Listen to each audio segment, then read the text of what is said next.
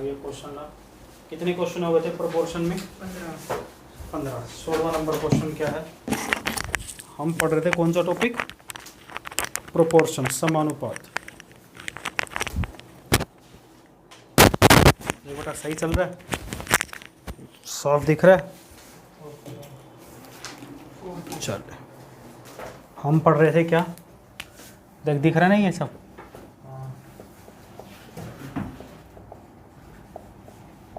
समानुपात। Question पढ़ लिए थे हमने कितने? 15। दिख रहा है 16 number?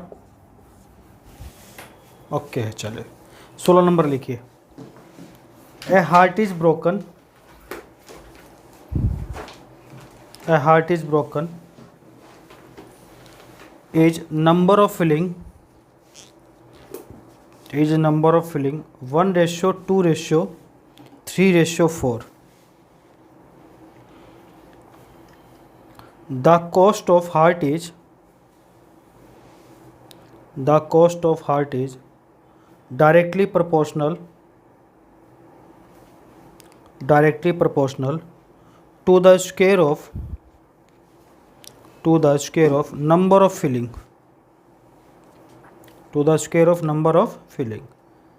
and there is a loss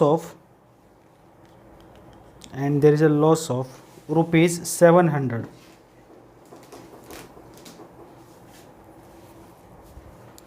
on broken heart.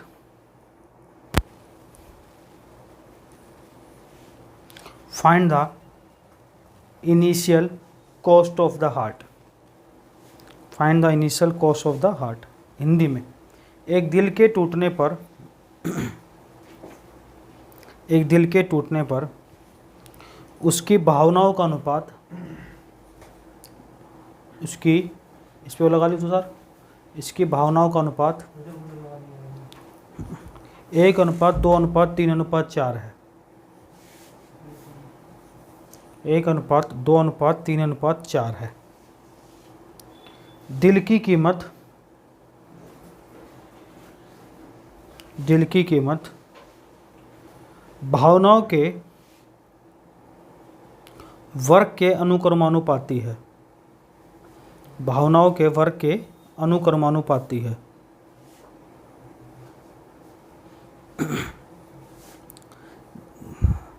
दिल टूटने पर 700 रुपये का नुकसान हुआ है। नुकसान रुपए का नहीं होना चाहिए, सिर्फ फीलिंग का होना चाहिए था। चलो क्वेश्चन दे रहा है तो कोई बात नहीं। 700 रुपये का नुकसान हुआ है, हो सकता है उसने 700 रुपये के पत्र वत्तर लिख दिए हो। तो दिल की मूल कीमत क्या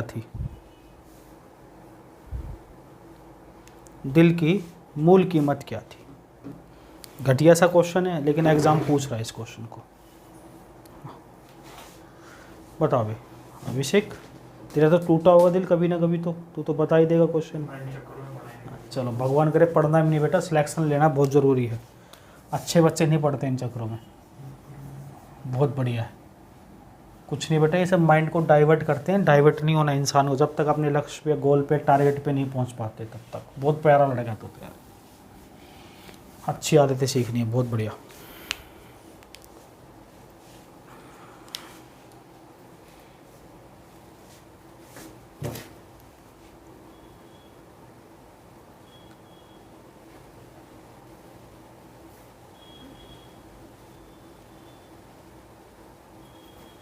किस का आ गया? हाँ बालक, देखो पढ़ो क्वेश्चन क्या लिखा अभिषेक। दिल के टूटने पर इसकी भावनाओं का अनुपात कितना हो जाता है? 1:2:3:4। देखो एक दिल है भाई, वो इस अनुपात में टूट गया भाई, तो साबुत दिल कितना होगा जरा बताना जोड़ के? 10 होगा ना साबुत दिल तो। बिल्कुल ठीक, क्लियर दिख रहा है। बड़ा आगे पढ़।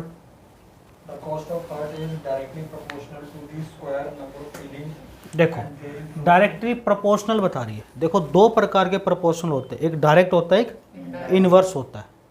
डायरेक्ट तो डायरेक्ट ही लगाते, इनवर्स ऊपर 1 लगा के लगा देते। जब दो चीज़ें चेक करनी है, अगर डायरेक्ट दिया हो तो कुछ भी नहीं करना, इनवर्स दिया हो तो ऊपर क्या लगाना है? 1। बात समझ में आ गई? ऊपर 1 लगा के वो संख्या नीचे लिख देंगे, और डायरेक्ट दिया तो कुछ नहीं लिखेंगे। जैसे डायरेक्ट है तो देखो 1 का स्क्वायर प्लस 2 का स्क्वायर प्लस 3 का स्क्वायर प्लस 4 का स्क्वायर। टूटने पर इसके स्क्वायर बोला है ना, डायरेक्टली प्रोपोर्शनल है स्क्वायर के। तो साबुत था तो साबुत का स्क्वायर कितना था, मतलब साबुत दिल कितना था, इतना था। यानी ये कितना है, 2 का स्क्वायर, 3 का स्क्वायर, 4 का स्क्वायर, 16। और बेटा जब साबुत था तो 10 का स्क्वायर। लेकिन टूटने के बाद इसका जो डायरेक्टली प्रोपोर्शनल है वो कितना बना, और साबुत था जब कितना था, ये 100 था। तो बताओ एक व्यक्ति का साबुत दिल 100 था और टूटने के बाद डायरेक्टली प्रोपोर्शनल कितना आ गया, 23। तो जरा बताओ उसको कितना नुकसान हुआ भाई, 70 यूनिट का नुकसान हुआ। और ये 70 यूनिट किसके बराबर है मेरे दोस्त, 700 के। तो साबुत दिल 1 यूनिट किसके बराबर हुई, और साबुत कितना था 100। तो कितना हो गया साबुत दिल की कीमत, बड़ा सस्ता दिल है तुम्हारा भैया, 1000 रुपये में। तो हमारा तो कभी छूने भी ना दें हम। बात समझ में आ गई। 1000 रुपये में मैकडी का पिज़्ज़ा नहीं आता आज के टाइम में। बताओ यार, ये दिल की कीमत बता रहे हैं।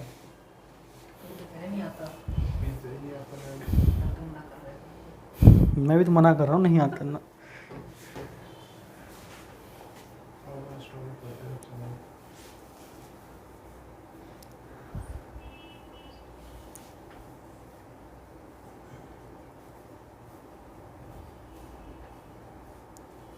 बेसिक क्लास में कल बता चुका हूँ इस टॉपिक की, 15 के 15 क्वेश्चन। पहली कल थी या दूसरी थी,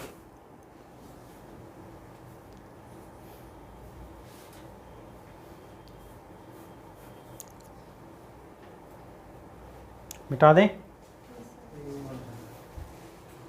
ऊपर हुआ। स्पीड तो अरुण जैसी हो,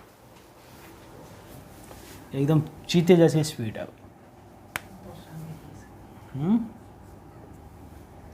17 नंबर।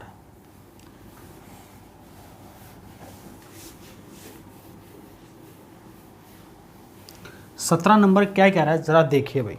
17 नंबर कह रहा है an electric train is going with the speed of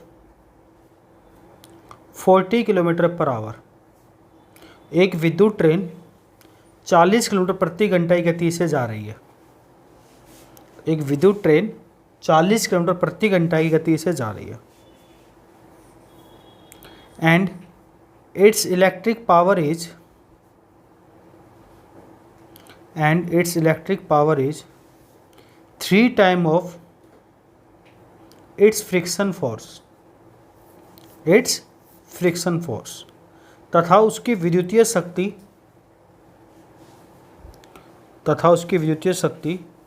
घर्षण बल से 3 गुना है। घर्षण बल से कितने गुना है, 3 गुना है। बहुत इंपॉर्टेंट टॉपिक है, यहाँ से सारे क्वेश्चन इंपॉर्टेंट है, कोई ना कोई क्वेश्चन जरूर आता है। 3 गुना है। When electronic power is twice then due to any reason its friction force become 3/2 times। जब उसकी विद्युतीय शक्ति को दोगुना किया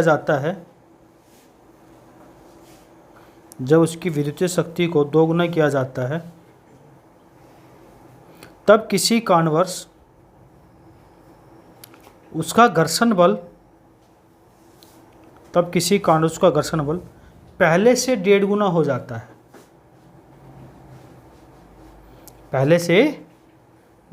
हो जाता है।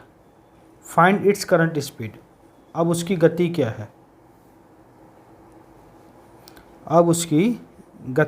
है,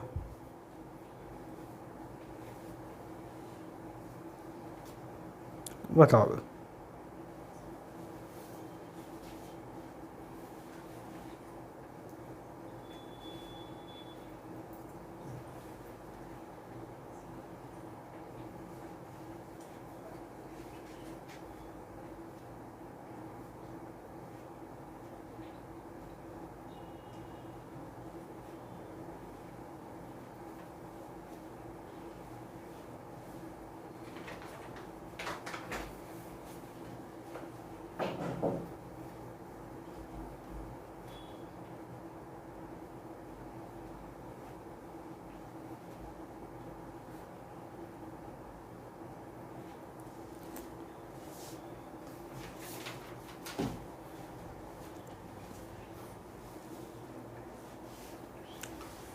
बेसिक सा क्वेश्चन है, कर सकते हो आराम से। नहीं पढ़ो भाई, रसगुल्ला पढ़ बेटा क्वेश्चन पढ़, शाबाश। एक विद्युत ट्रेन 40 किलोमीटर प्रति घंटा की स्पीड से जा रही है। देखो विद्युत ट्रेन है, स्पीड दे रखी है उसकी बेटा कितनी, 40 किलोमीटर पर आवर। और क्या दे रखा है मेरे भाई, तथा उसकी विद्युत शक्ति घर्षण बल, विद्युत शक्ति पावर और फोर्स बल, फ्रिक्शन फोर्स है, घर्षण बल या खाली फोर्स लगा लिया बल। हाँ पढ़ आगे। घर्षण बल 3 गुना है। तो लाइन सही नहीं पड़ी, उसकी विद्युतीय शक्ति घर्षण बल 3 गुना है, ऐसे लिखो। पूरी line. Power is 3 times of its हाँ, जो इसकी विद्युतीय शक्ति है वो घर्षण बल का 3 गुना है, का वर्ड नहीं लगाया। अगर फोर्स 1 है तो बल कितना है, मतलब पावर कितनी है, शक्ति 3 गुना है। क्लियर है, आगे पढ़। जब उसकी विद्युतीय शक्ति को 2 गुना किया देखो जैसे बोलता है वैसे, विद्युतीय शक्ति को दुगुना किया गया तो कितना हो गया, तब किसी कारण उसका घर्षण बल 1.5 गुना हो जाता है। 1.5 गुना का मतलब इसको ऐसे लिख सकते हैं, 2 इतना हो जाएगा। अब देखो मुझे इस फ्रैक्शन को समाप्त करना है, नीचे कितना है, मैं दोनों साइड 2 से गुणा कर दूँ, तो इस 2 से 2 तो 6 गुना 2, और इधर कितना है 3, रेशियो कितना आ गया। पूछा क्या बालक, स्पीड पूछिए। देखो यहाँ कितना है मेरे भाई बताओ, 40 है, तब पावर कितनी है 3, 40 पे पावर है 3, या 3 पावर है किस पे 40 पे, तो 1 पावर होगी किस पे, और हमें निकालनी किस पे, तो 4 पर कितनी होगी 160/3। इसको लिख सकते हैं 53 सही, 1/3 किलोमीटर पर आवर इसकी स्पीड। और क्लियर है, इसको सिंपल सी बात और कुछ नहीं है, बस जैसा क्वेश्चन बोलता था वैसे चीज़ें करते जाओगे, गड़बड़ नहीं होगी। पूरा दिख रहा है, चलो ठीक है। बोलो सर आ गया समझ में, सर अच्छे से आ गया। देख रहे गांधी जी का चश्मा तो नहीं ला के देना पड़ेगा, नहीं।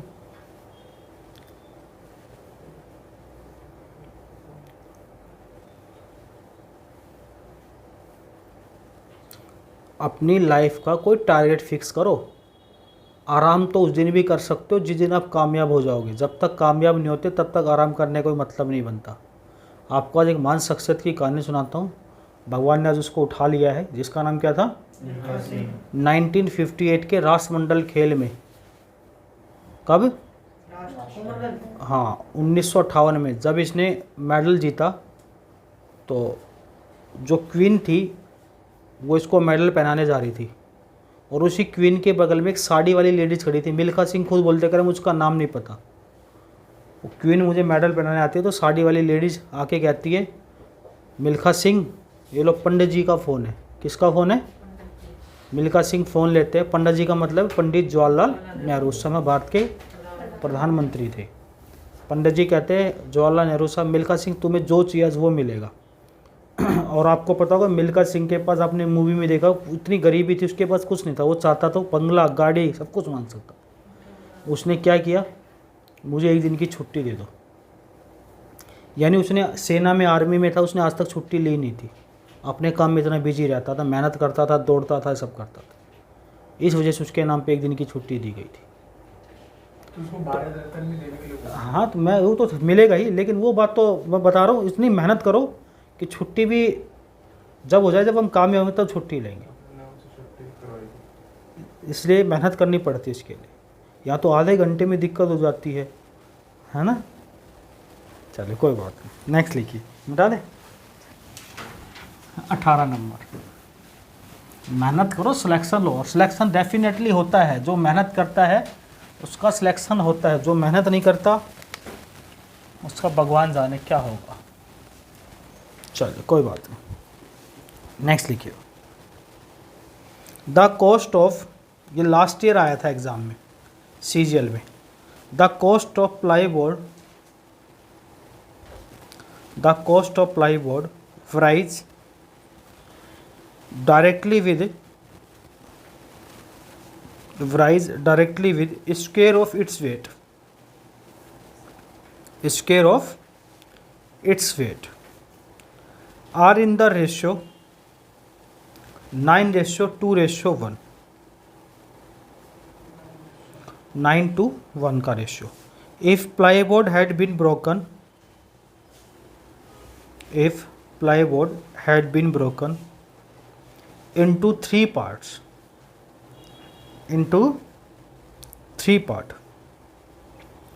whose weight are in the ratio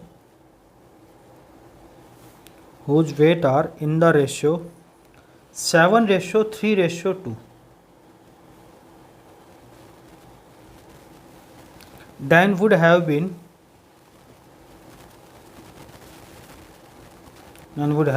a further loss of rupees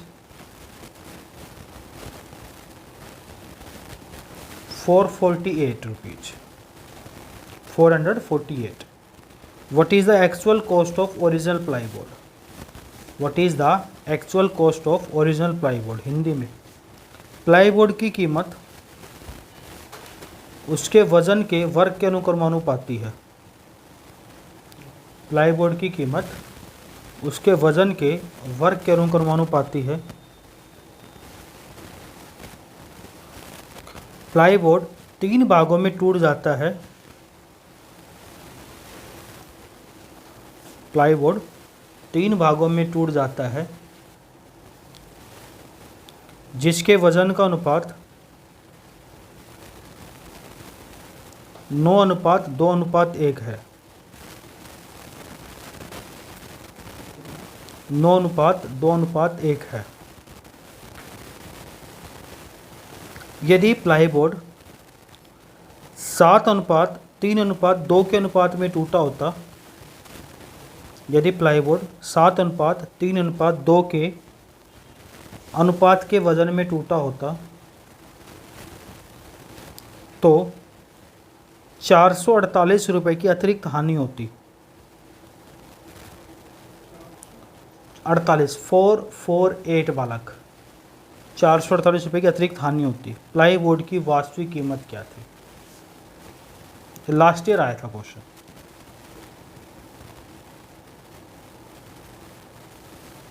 बता दो। ऑप्शन सारे 2500 से ऊपर हैं। कीमत बतानी, वास्तविक कीमत बतानी।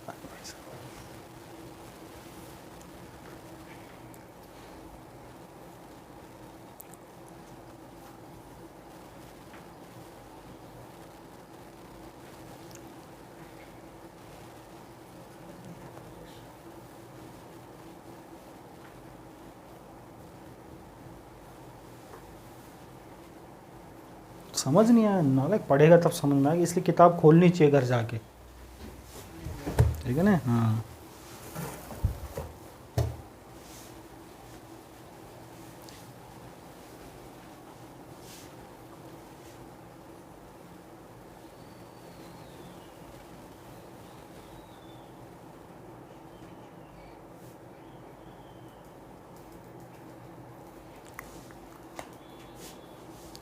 अरे बेसिक सा क्वेश्चन आता नहीं आता है।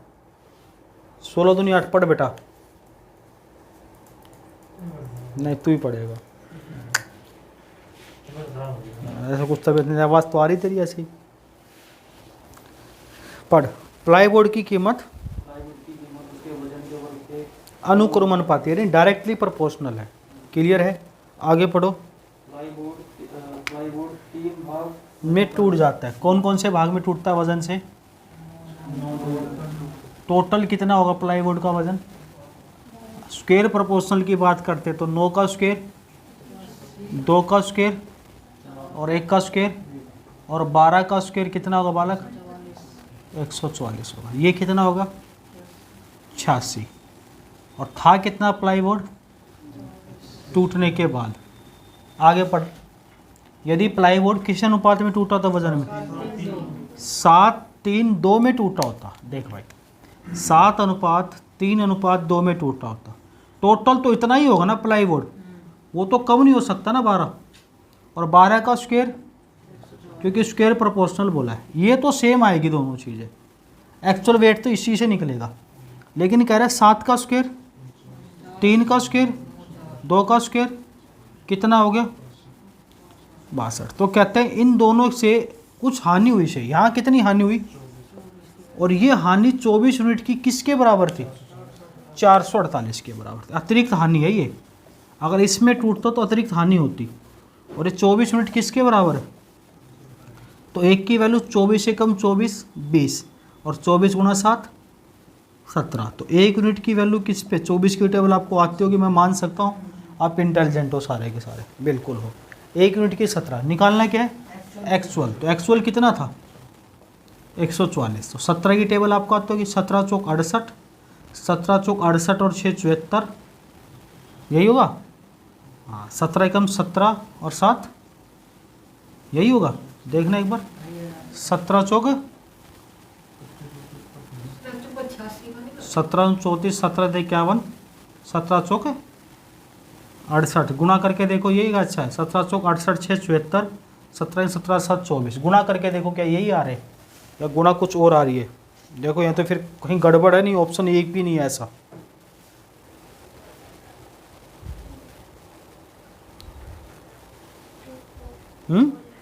यही आ रही है ऑप्शन में, ऐसा नहीं है कहीं। देखो नीचे तो गड़बड़ नहीं की है, नीचे देखते हैं, कोई बात नहीं। ये 24 यूनिट था ना, 24 से काटेंगे कितनी बार, 4 6 24, 4 एकम 4, 4 एकम 4 दूनी 8, 6 से काटेंगे, 6 एकम 6 5, नहीं कटेगा ना, हाँ बिल्कुल ये कटेगा नहीं भाई,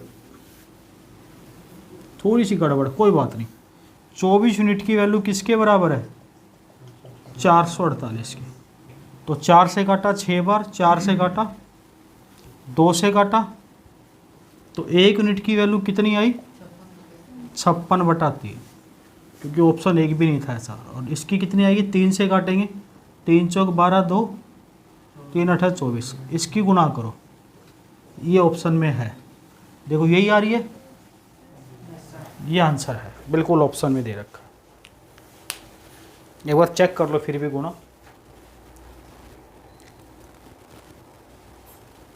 ये है आपका option number B for Bombay. कोई भी चेक नहीं कर रहा, लिखने के छापने के चक्कर में बड़े, चलो मत करो चेक, हमारा क्या नुकसान है, नहीं भाई।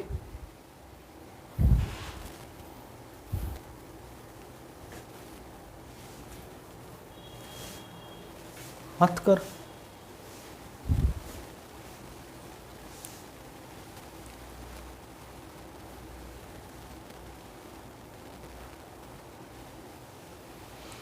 चलिए ठीक है, तो आगे बढ़े।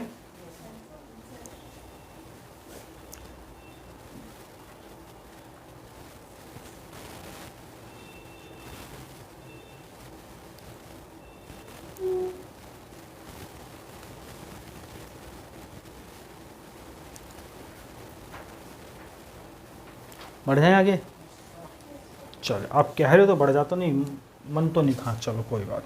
19 number,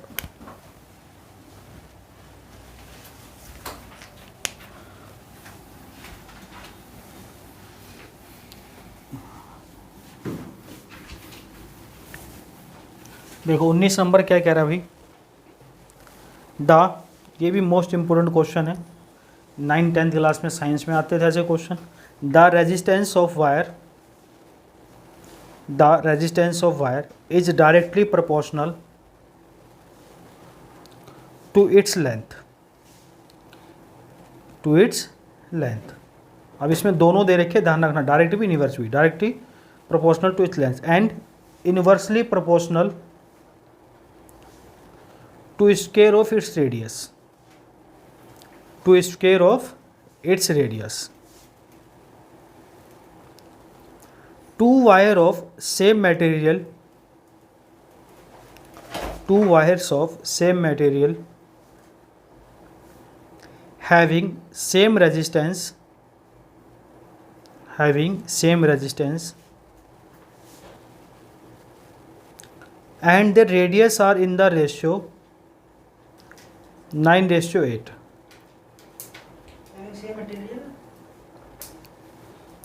having same resistance and their radius are in the ratio 9:8.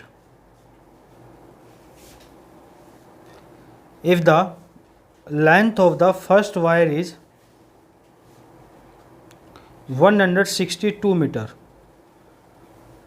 Metre नहीं है सेंटीमीटर में, length of the first wire is 162 centimetre, then find the length of other wire is, find the length of other wire is. Hindi में किसी तार का प्रतिरोध, देखो जो किताब में मैंने पहले बोला आपकी किताब में ऐसे क्वेश्चन नहीं मिले, लेकिन एग्जाम के आए हुए हैं 19, 18, 17 के क्वेश्चन है और इम्पोर्टेंट है, इसलिए मैं सारे क्वेश्चन करा के चलता हूँ, पढ़ना आपके ऊपर है।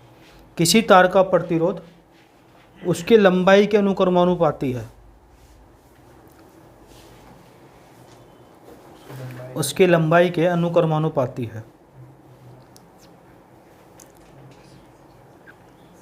तथा उसकी त्रिज्या के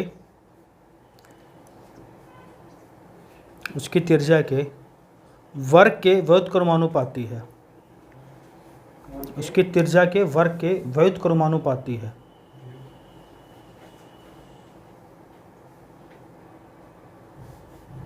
दो तारे जो एक ही पदार्थ से बनी हैं, दो तारे जो एक ही पदार्थ से बनी हैं, उनकी प्रतिरोध समान है,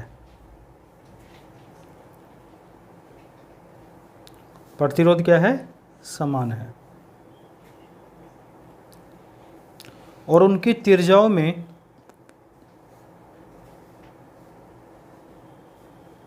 9:8 का अनुपात है, 9:8 का अनुपात है। यदि उनमें से एक तार की लंबाई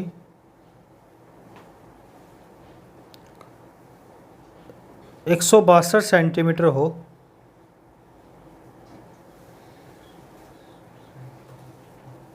तो दूसरे तार की लंबाई बताएं।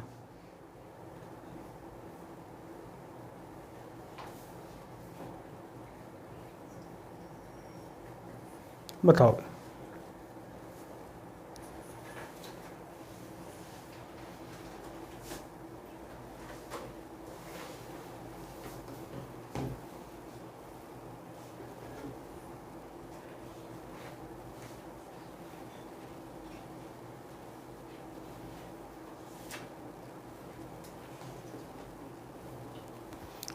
ऑप्शन भी लिख लो इसके, 160, 138, 142, 128, 160, 138, 142, 128।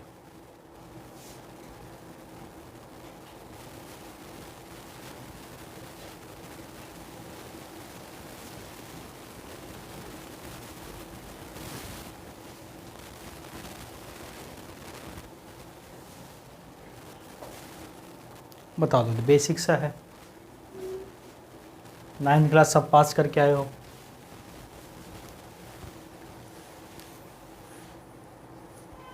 है ना अरुण? बोलो यस सर, पास किया है, चलो अच्छी बात है। नहीं किया होती तो हम करवाते भाई, नहीं आया?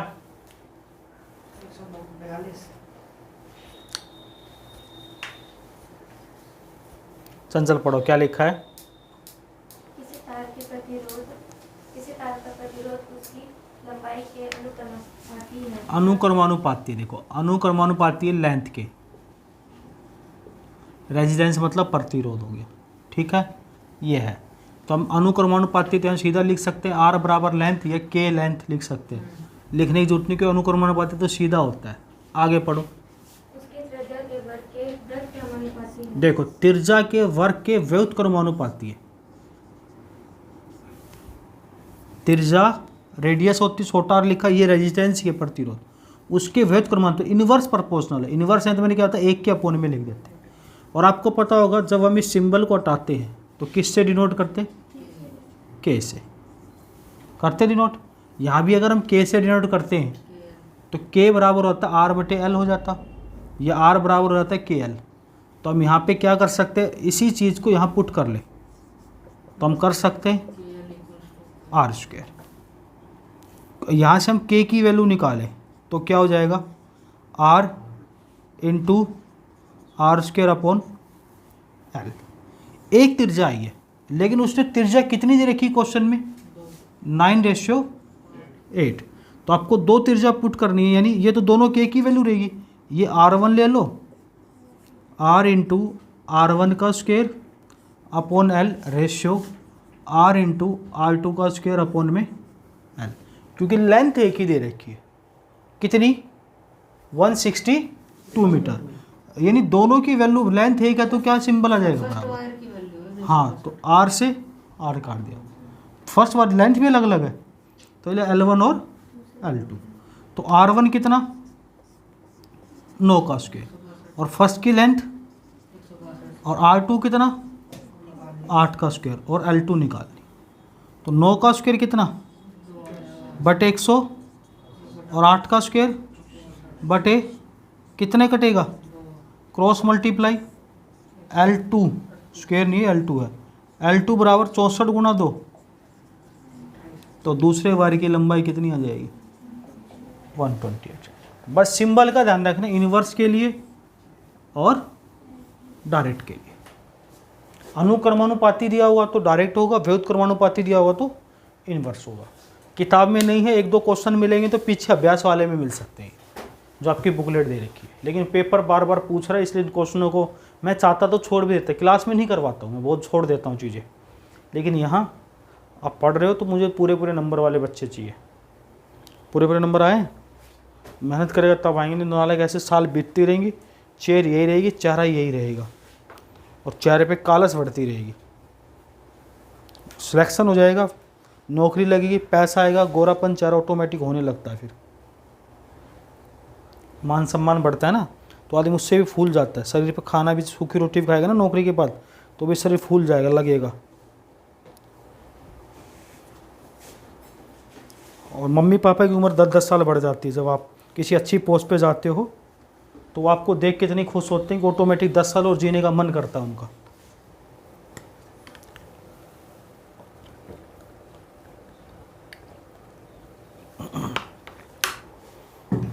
अगर आप दुखी हो तो बेचारे क्या करते हैं, कहते रोज़ प्रार्थना करते हैं, भगवान बच्चा ही दुखी है तो उसको दुखी देखा नहीं जाता, हमको ही उठा ले, ये तो नालायक कुछ करेगा नहीं।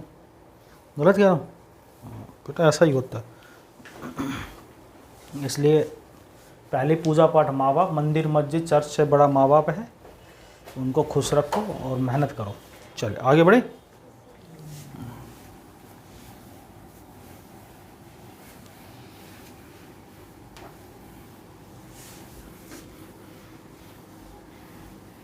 क्वेश्चन नंबर 20 या 20, चल तू कह रहा तो 20 करा देता हूँ, मैं 20 करा था। लिखिए, ये क्वेश्चन तो आपकी किताब में दे रखा है। द हाइट ऑफ, एक नालायक का नाम दे रखा है इसमें, चलो मेरा लिख रखा है, the height of Gaurav is directly proportional to square root of its age, square root of his age. Gaurav की ऊंचाई उसकी उम्र के वर्ग के मूल के, उसकी उम्र के वर्गमूल से सीधे अनुपातिक है, सीधे अनुपातिक है। What will be the height of Gaurav,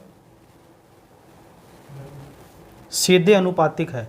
what will be the height of Gaurav at the age of 16 years if he is 4 feet tall, 4 feet tall at the age of 9 years। 16 साल की उम्र में गौरव की ऊंचाई क्या होगी, गौरव की ऊंचाई क्या होगी अगर वह 9 साल की उम्र में 4 फीट लंबा हो। 9 साल की उम्र में कितना फीट लंबा हो, 4 फीट लंबा हो।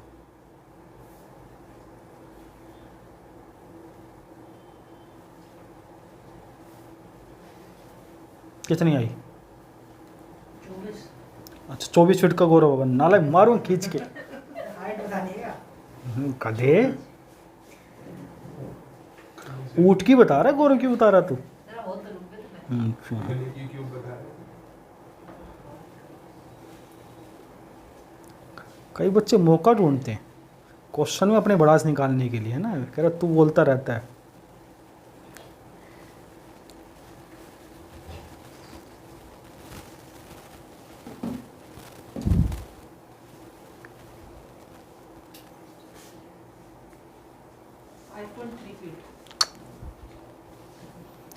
पाँच पॉइंट बिल्कुल ठीक आ रही बात। ये लड़का भाई कुछ करेगा, मुझे पक्का पता है। किताब का क्वेश्चन इसलिए इसने किताब बनाई है, इसका मतलब।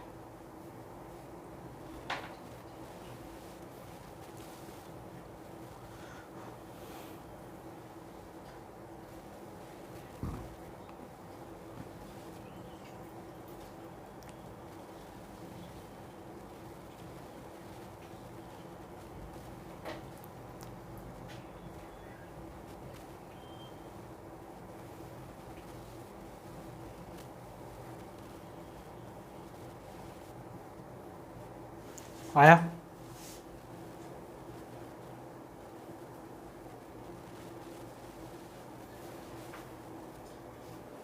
बता दें? सब कुछ हम ही बताएं? क्या है क्वेश्चन? पढ़। The height of Gaurav is directly proportional to square root his age. Age देखो, अब देखो दो चीज़ ध्यान रखनी है। स्क्वायर रूट दे रखा है किसके? एज के। अगर स्क्वायर दे रखा हो तो ऐसे, स्क्वायर रूट दे रखा हो तो ऐसे होता है। देखो लैंग्वेज समझनी है आपको। हाइट टी रह गया, चलो एच का मतलब हाइट बराबर किससे डिनोट करते हैं? और एज को ए लिख लिया, तो के बराबर क्या आ जाएगा भाई? बनेगी बात।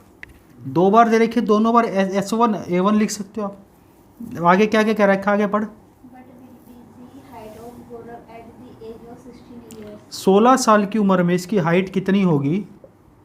आगे If he is a 4 feet tall at the age of 9. 9 साल की उम्र में यदि वह 4 फीट लंबा, तो 16 में कितनी होगी? यानी यहाँ पे हाइट कितनी होगी? अच्छा बस देखो, 9 किसका रूट होता है और 16 किसका होता है?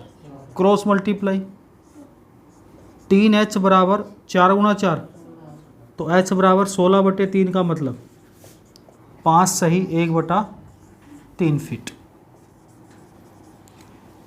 5 से 1/3 फीट हो जाएगा। क्लियर है? अब तो 5-10 का है, उस समय 5-3 का था।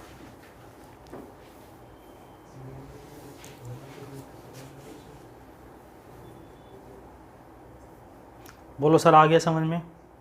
सर अच्छे से आ गया? चलो आगे बढ़ते हैं।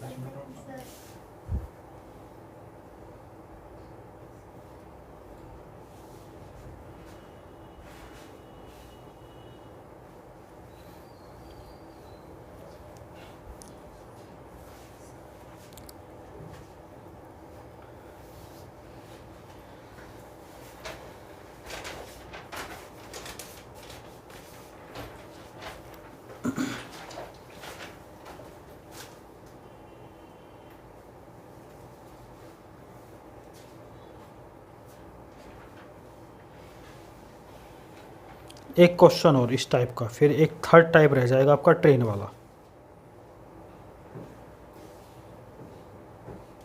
ट्रेन वाले तो दे ही रखे हैं आप में कि एक रेल के डब्बे इतने इंजन के साथ चल सकती है। चलो बढ़े आगे। एक क्वेश्चन फिर आपके डाउट बताएंगे, पहले रेशियो के, फिर ट्रेन वाला। कल की छुट्टी कोई नहीं, आपकी क्लास है, कभी सोचो रेस्ट टेस्ट कुछ नहीं आप लोगों का। 21 नंबर लिखिए। Excise duty on the production of goods is inversely proportional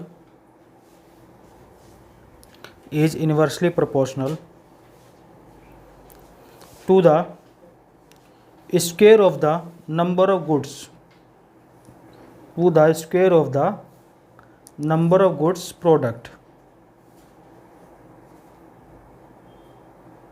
number of goods, लिख लिया। प्रोडक्ट ए, उसके बाद लिखिए A company produce some goods and pay tax in the form of excise duty, pay tax in the form of excise duty. If company divide goods in 4:3:11 and pay tax individually,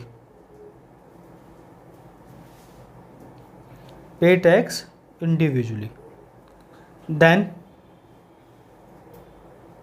given rupees 6,670 rupees more,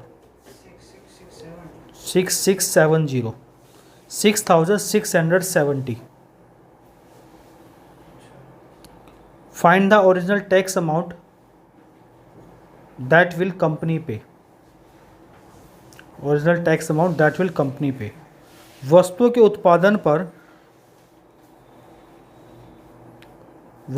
उत्पादन, ये cat के paper में आया था, UPSC में आया था। वस्तुओं के उत्पादन पर उत्पाद शुल्क, वस्तुओं के उत्पादन पर उत्पाद शुल्क वस्तुओं की उत्पादित संख्या के, वस्तुओं पर उत्पादित संख्या के वर्ग के, उत्पादित संख्या के वर्ग के व्युत्क्रमानुपाती होता है, व्युत्क्रमानुपाती होता है।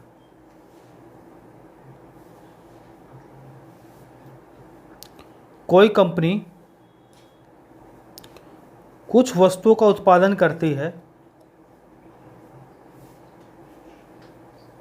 कुछ वस्तुओं का उत्पादन करती है तथा उसे कुछ उत्पादन शुल्क के रूप में देना पड़ता है,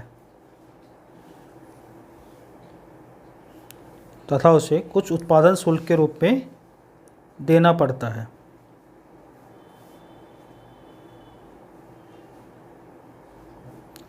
यदि वह कंपनी उत्पादित वस्तुओं की संख्या को, उत्पादित वस्तुओं की संख्या को 4:3:1 में बांटकर, 4:3:1 में बांटकर प्रत्येक संख्या पर टैक्स दे, टैक्स का मतलब हिंदी में लिखा हो कर दे, प्रत्येक संख्या पर कर दे या टैक्स दे, तो उसे 6,670 रुपये अधिक मिलते हैं, सॉरी मिलते नहीं, देने पड़ेंगे, 6,670 रुपये अधिक देने पड़ेंगे। ज्ञात कीजिए वह कंपनी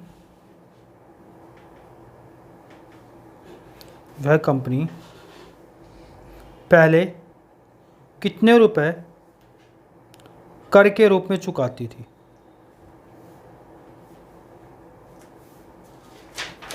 100 रुपये, 90 रुपये, 120 रुपये, 80 रुपये, 100, 90, 120, 80।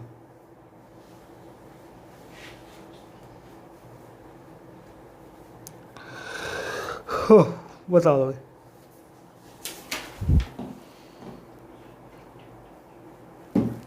फिर एक टाइप रह जाएगा आपका ट्रेन वाला, कि एक ट्रेन इतने डिब्बों के साथ इतने किलोमीटर चलती है, इतने डिब्बे और जोड़ जाएंगे, कितनी स्पीड कितनी हो जाएगी।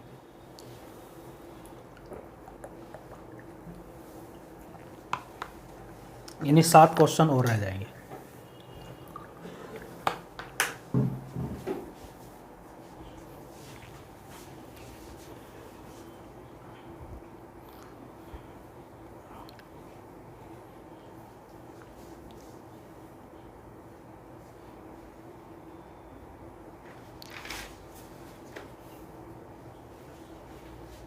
आज के क्वेश्चन है और कल के और अच्छे होंगे, और जो टॉपिक मिस करता है उसका तो भाई साहब फिर तो,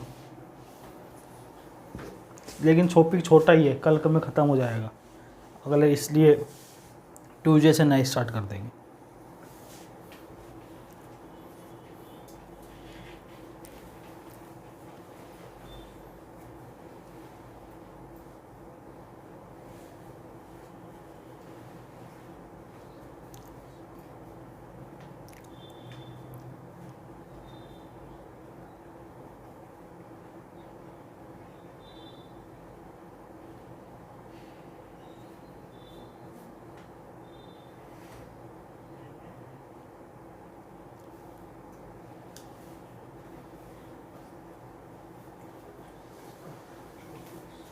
बोल बालक, चल तेरी इच्छा भाई। हाँ बालक,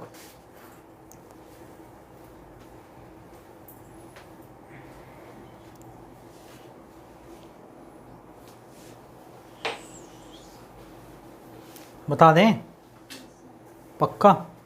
फरीन पढ़ो, क्या लिखा क्वेश्चन? वस्तुओं के उत्पादन पर उत्पाद शुल्क वस्तुओं के उत्पादित संख्या के वर्ग के व्युत्क्रमानुपाती। व्युत्क्रमानुपाती। देखो जो एक्साइज ड्यूटी है, क्या है? एक्साइज ड्यूटी, समझ जाओगे किसके क्रमानुपाती है? नंबर ऑफ गुड्स के अनुक्रमानुपाती, व्युत्क्रमानुपाती है, इनवर्सली प्रोपोर्शनल है नंबर ऑफ गुड्स के स्क्वायर के। नंबर ऑफ गुड्स मान लिया मैंने n, इसके स्क्वायर के, यही बोला है। तो ज़रा मुझे यहाँ से बताओ एक्साइज जो ड्यूटी है वो कितना जाएगा? Inversely proportional. इस सिंबल को हटा के क्या लगाते हैं ऊपर? आ जाएगा। आगे पढ़ो। कोई कंपनी कुछ वस्तुओं का उत्पादन करती है तथा उसे कुछ उत्पादन शुल्क के रूप में देना पड़ता है। बिल्कुल सभी कंपनियों को देना पड़ता है, उत्पादन करते टैक्स सबको भरना पड़ता है। आगे पढ़ो। यदि वह कंपनी उत्पादित वस्तुओं की संख्या को 4:3:1 में बांटकर प्रत्येक संख्या पर टैक्स दे तो उसे 6,000। बस 4:3:1 के अनुपात में बांटकर टोटल कितना? 8। इनवर्सली प्रोपोर्शनल है तो देखो यूनिवर्सल में क्या होगा? एक्साइज ड्यूटी तो हम सब के में मान लेते हैं, के बटे n स्क्वायर यानी 4 का स्क्वायर प्लस के बटे में 3 का स्क्वायर प्लस के बटे में 1 का स्क्वायर, और यहाँ भी इसको के क्या पावर में ले ले तो 64 हो जाएगा। बोलो क्लियर है? पक्का? चलो अब देखो अगर मैं इसका एलसीएम लूँ 16 का, 9 का और 64 का, तो अब देखो 16, 9 और 64 का एलसीएम, तो 16 से भाग ले लें, यही बनेगा, यानी 16 गुणा 36। अब मैं एक साथ नहीं ले रहा, 16 अलग, 9 गुणा 4, 36 एलसीएम आ गया, 16 गुणा 36, यही होगा? बिल्कुल होगा। अब देखो 16 से 16 कटा, कितना क्या आया? 9 से काटेंगे 36 को कितनी बार? 4 बार, 16 गुणा 4 64 के, और यहाँ कितना आएगा? 16 गुणा 36, अब करना ही पड़ेगी गुणा, 16 6 96, 16 3 48, 16 3 48 और 9 57, यही होगी। और बराबर अगर हम इसकी बात करें 64 से काटेंगे 9 बार आएगा, यही आएगा ना। देखो 16 चौक 64, 4 4 36 को करेंगे 9 बार। अब ज़रा बताओ इनमें कितना जोड़ आ रहा है इसका? 576, 64, 580 और 6 640 और 36 676 के, और नीचे कितना इनकी गुणा, और यहाँ कितना गैप है? ये नीचे के नहीं है, कितना गैप है? 9 के, यानी कितना ज़्यादा हो गया ये यहाँ से घटाओगे जब दोनों का डिफरेंट कैलकुलेशन हो कुछ नहीं, कितना ज़्यादा हो गया? इन दोनों का गैप यही होगा। और कितने रुपए ज़्यादा देने पड़ रहे हैं उसको? 6670। बिल्कुल कटेगा, जैसे संख्या, इसका मतलब आपका आंसर ठीक जा रहा है। काटा कितना आया? 10, तो के बराबर कितना आ गया? ये तो इसकी वैल्यू आई यार, पूछा क्या है? ओरिजिनल टैक्स इतना दिया, और ये किस पर दे रही है? कितनी यूनिट पर दे रहा है? 8 का स्क्वायर 64 यूनिट पे दे रहा है। काट दो 64 से, 4 से काटा 16 बार, 4 एकम 4, 1 4 चौक 16, 16 16 से काटा तो कितने रुपए टैक्स दे रहा है? 90 रुपये दे रहा है। देखो मोस्ट इम्पोर्टेंट टॉपिक है, ऐसे क्वेश्चन है, बस आपको ये सिंबल पहचान लिया, इन्वर्सली डायरेक्टली स्क्वायर है, स्क्वायर रूट है, वैसी वैल्यू पुट कर दो, क्वेश्चन सोल्व हो जाएगा। नहीं तो छोड़ देना, किताब में क्वेश्चन है और आपको करवाए नहीं जाते। अभी मैं दिखाता हूँ कहाँ पे क्वेश्चन और एग्ज़ाम पूछता है। सर इसमें K/16 और K/19 K/16 को सर इसको व्युत्क्रमानुपाती था तो 1/16 और 1/9 करना था। हाँ, तो 1/16 ही किया है, इस सिंबल को टाइप के नहीं लगाएंगे। आप कुछ भी लो, के ना लेने से डायरेक्ट ले लो, एक एक एक एक, तो एक से लोगे तो 36, 64, 576 और 9, इनका गैप तो भी कितना आता, तो यह तो बात समझ में आ गई। वैल्यू तो वही आएगी ना, 4 का स्क्वायर, 3 का स्क्वायर, 1 का स्क्वायर। क्लियर है। अब आपका एक पार्ट रह गया, इसमें 6 क्वेश्चन है, सिर्फ 7 क्वेश्चन कि एक ट्रेन है, उसकी स्पीड इतने है, वो उसके स्क्वायर के प्रोपोर्शनल है, इन्वर्सली प्रोपोर्शनल, बात तो वही रहेगी प्रोपोर्शन की। इतने डब्बे लेके इतनी स्पीड से चल सकती है, अगर उसमें 50 डब्बे और जोड़ दिया तो इसकी स्पीड कितनी होगी, या कितने डब्बे जोड़ देगी ट्रेन रुक जाएगी। इन क्वेश्चनों को पार्ट में फिर कहोगे सर आज ही क्यों नहीं बताते, बेटे क्वेश्चन अच्छे लेवल के हैं, अगर एक ही दिन में तुम्हें बता दिया ना तो मुझे कुछ नहीं जाना, बुखार चढ़ जाएगा तुम लोगों को।